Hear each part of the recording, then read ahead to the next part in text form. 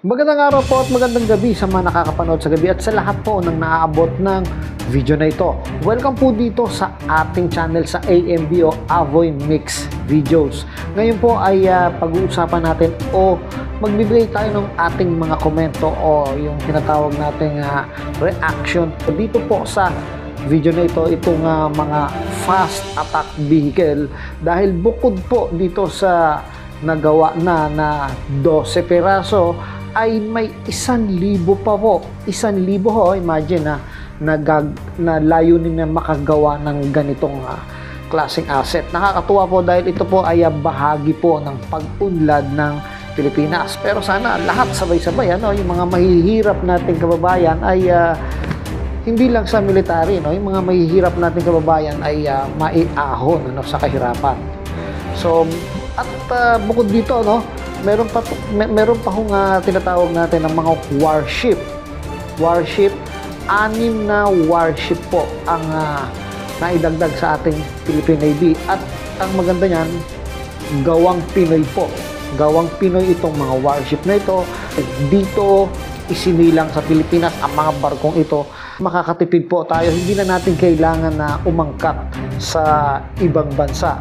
So ito po yung video, panoorin na natin para hindi na namin kayo maabala ng sobra at matapos na. Ito. Ilang multipurpose sea attack craft ang meron tayo sa mga panahon ngayon? Astig po ang pagkakagawa ng barkong ito. Moderno. Na 12 yung units kanilang ginawa nagawa nila simula nung 2006, nung simula nung nagkino-conceptualize pa lang nila hanggang ngayon. And itong dosing ito, 100% Pinoy made. Lahat daw 100% Pinoy made. Although syempre, katulong pa rin nila. Meron silang katulong nila yung Philippine Navy. Tapos meron din silang mga international company na katulong sa on how to better use this. May collab, ano? At nabanggit nung kausap mo kanina na sinasabi, mas superior pa nga ito dun sa existing na mga seacraft, ano? Yes. Sa anong paraan siya superior, RR? Yes, Paps, kasi yung itong MPAC na ginawa ng prop mech ay meron to actually, yun nga, nabanggit natin kanina na meron siya yung machine gun, yung 50 caliber. 50 caliber na machine gun. Tapos every year nagko-conceptualize din sila Matulid kung po, paano maayos or may improve yung mga model. So, meron na silang 4 na model. So, Mark 1, Mark 2 hanggang Mark 4. Tapos, actually, Paps, yung 70 years na actually sila na Nagde-develop. na nagde-develop at kapartner ng Philippine Navy sa paggawa nitong mga ship. Matagal na pala yung partnership na yan. Pero saan daw nila kinukuha yung materyales sa paggawa ng seacraft? Kung 100% nga na dito ginagawa sa ating bansa. Yun nga, Paps, no? Yun nga, Nasa Subic ata, yung kanilang nasa shipyard. Subic yung shipyard nila and yung mga materyales locally sourced din. Pero although hindi Hindi nila dinidisclose. Baka malaman ng mga kaaway. Yes, kasi delikado rin yun, Paps. So yun. Yung kumpanya So kailangan talaga i-disclose yun at para hindi makuha, tama yung sinasabi nila na hindi malaman nung mga kalaban. Yung gumawa nito ay Pinoy din. No? Sabi mo, 70 years ng katrabaho ng Philippine Navy sa pagde-develop ng mga sea vessel. Magaling po direct sa tanong ito si Sir at madali nilang madali niyang napapalabas yung kailangang malaman, Yung mga taong tumutulong sa kanila sa paggawa nitong MPAC ay mga local engineers din. Local engineers. Yung mga local mechanics din. Tapos itong mga yung MPAC na to, ayan, ang bilis, Ang bilis, So, may tumutulong nga sila at tinulungan nga sila ng Philippine Navy sa pag-design yan. And then, actually, Pops, hindi lang yan din. So, meron ding 1,000 boats na ginawa yung prop mech para sa PNP, para sa PCG, at para naman sa iba pang men in uniform natin. Tama po, malaki ang maitutulong nito hindi lang sa uri ng pakikipaglaban, maging sa pagtulong o paghatid ng mga serbisyo dito sa atin, sa Pilipinas, lalo na sa mga remote area, doon sa mga island. Sana merong ganito tayo na fast, hindi lang sabihin na fast attack vehicle, yung vessels, I mean yung vessel, hindi lang gano'n, yung parang ambulance sa karagatan, magamit dun sa search and rescue. Sasabi natin talagang quality yung ginagawa nilang mga unit. And RR, kung 100% na sa Pilipinas ginawa itong mga Seacraft na ito, malaking di hamak ang matitipid ng ating bansa, no? Sa presyo Yes. ng mga Seacraft na ito kumpara kung mag-i-import tayo, kung bibili sa ibang bansa. Mas mura talaga siya, Paps, dahil yun nga, nabanggit rin ni Sir kanina, kung ikukumpara, although hindi rin nila dinisclose sa atin Yung presyo. kung specifically kung magkano yung natitipid ng Pilipinas, pero kung ikukumpara sa ibang bansa, yung same unit, 6 million to 10 million dollars kasi yon. So, mas mura siya. Mas mura di hamak. Mas mura di hamak. Okay, bukod sa pagpapatrolya, no, dahil multipurpose Seacraft ito, saan pa pwedeng gamitin itong mga MPAC? Itong mga MPAC, sabi ng PropMech, Paps, ay ginagamit din nila sa water search and rescue. Search and In rescue. fact, yung nitong nakaraan lang, yung bagyong Karina at yung effect nung habagat, tumulong ang tumulong PropMech sila sa pag-rescue. okay.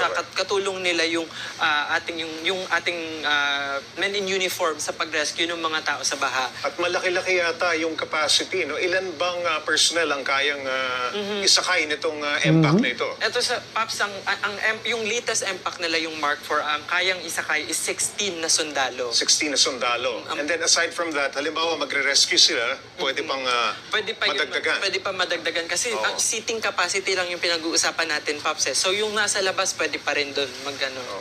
May equip ba ito with water cannon para pwede tayo makapag-asaran sa China? Yun lang, Paps, dahil wala tayo, no? Wala. Pero yun. Water gun na lang.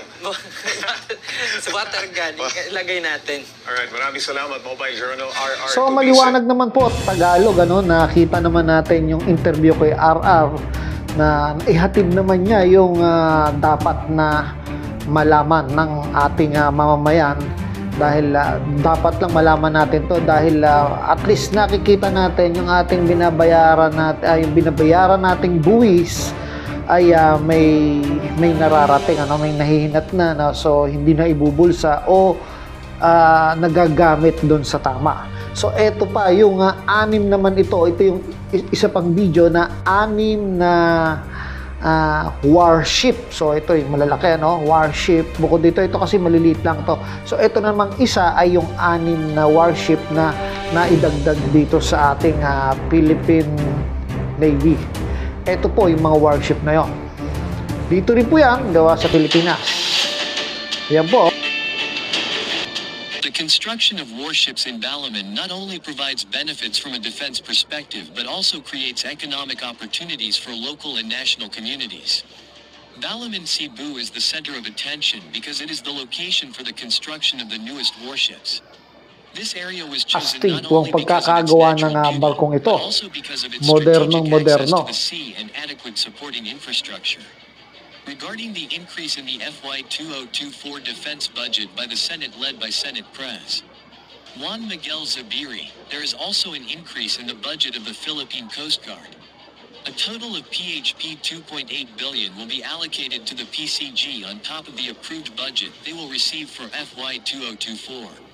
Of this amount, PHP 2.5 billion will be used for the initial payment of 3 new offshore patrol vessels to be purchased from Australian shipbuilder Austal, and to be built at their facility in Balamban, Cebu. The first ship will be delivered within 18 months of the issuance of the notice to proceed, following the Philippine government's usual procurement. Max Defense Philippines believes that Austal was ready to start the project immediately after it was Maganda, awarded to them due to Sana the maging availability of ready-made multilateral designs use to, hindi lang as warship. Magkaroon din tayo ng ganito na maraming ganito na kasi marami tayong island, dire mo 7,000 island na PCG, Coast Guard. Austal will likely scale back the design by removing Navy-specific weapons and sensor systems such as 76mm and 30mm guns and surface air search radar and replacing them with more Coast Guard-specific systems. Based on our calculations, PHP 2.5 billion is enough for an initial payment of 15% for 3 ships that we estimate will cost a total of less than PHP 17 billion. This is a good start for the Philippine Coast Guard to build a larger fleet of ships, preferably locally made, and increase its numbers to meet its targets. It is worth noting that one of the Australian shipbuilders based in Australia was supposed to deliver an offshore patrol vessel built at its shipyard in Balaman, and its design in the Philippines was not recommended. After costs increased due to inflation and increased costs of shipbuilding Matulin materials, po, ano? the armed forces of the Philippines and its modernization efforts are now at Horizon 3, where various projects are being planned or are in the process of being realized, one of which belongs to the Philippine Navy, which wants to get a platform that is capable enough to be a deterrent, such as submarines and ships that will replace several old World War II-era ships, such as the OPV Beach off-road gasoline vessel, whose program requires at least 6 units. Now the offshore patrol vessel plans recently became better known in the mainstream media when the Minister of National Defense Mr. Dylan Lorenzana shockingly revealed that the Philippine Navy will acquire many So ito, operations malalaki from that ito. perspective alone. This first Hopefully, announcement comes with both where various projects magkaroon are being ito planned ng or hindi in the lang yung process of barko. being Siyempre, realized, one of which yung belongs to the armaments Philippine nito, Navy, no, which wants to maging get a platform that is capable enough to be a advanced deterrent, technology. such as submarines and ships that will replace several old World War II-era ships, such as the OPV Beach off-road gasoline vessel, whose program requires at least 6 units. Now the offshore patrol vessel plans recently became better known in the mainstream media when the Minister of National Defense Mr. Dylan Lorenzana shockingly revealed that the Philippine Navy will acquire many from the corner. Just look at it. This first announcement came with both enthusiasm and trepidation, in the sense that while it might mean more pride for Filipino workers in the shipyards where they will build operations for the country and its national interests, it might as well be. The Department of Defense's desire to carry out this project is still a good thing, considering that this is one of the plans that must be prioritized by the Philippine Navy, so that it will determine the patrol capability of the Indonesian Navy's fleet in the future, as is being discussed this time. The ships will be made of steel and will be produced domestically through their shipyards on Balance Sea. If this is realized, the supplier's intended role on its site is not only limited to maritime patrol roles such as anti-piracy and anti-smuggling operations in the Sa area. design na, no, ng warship mukhang matulin at hindi lang sa matulin, yung tinatawag na capable nito para sa isang missile o yung mga artillery, no, na pwedeng ikabit dito ay mukhang tawag dito compatible naman itong barkong ito.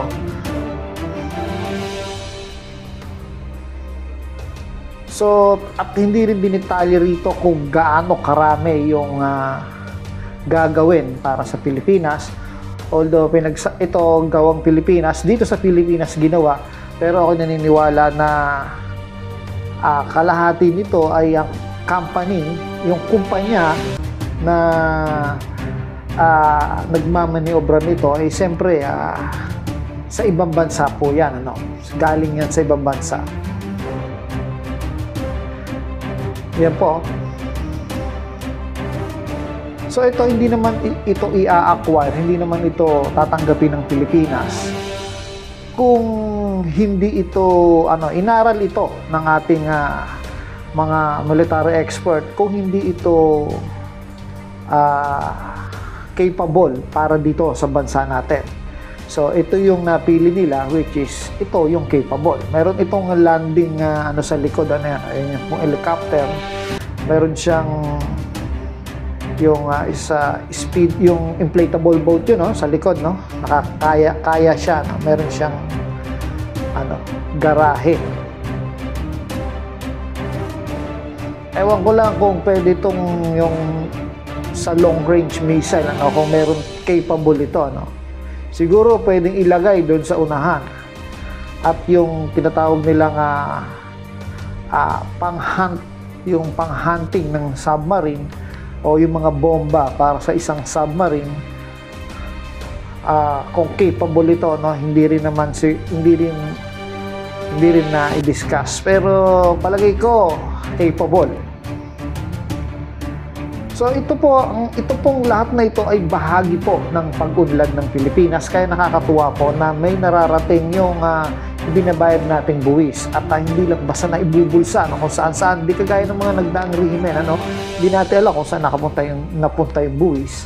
At least ngayon, medyo nagigising na yung ating gobyerno at ginagamit yung mga nalilikom na pera para doon sa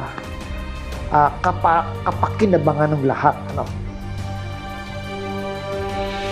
So, eto po, no, hanggang dito na lang po at maraming salamat po sa pagsuporta dito sa ating channel.